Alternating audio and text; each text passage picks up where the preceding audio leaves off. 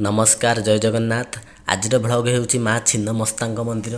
माँ छिन्नमस्ताଙ୍କ मंदिर गंजाम जिलार बुढ़ाम्बठू 2-3 किलोमीटर दूर रे आसीबो।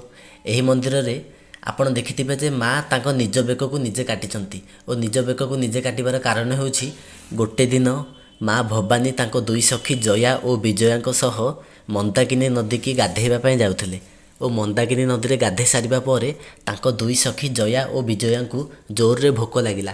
जहा फल से माँ भवानी को खाइबा पई किछि व्यवस्था करबा को कहिले।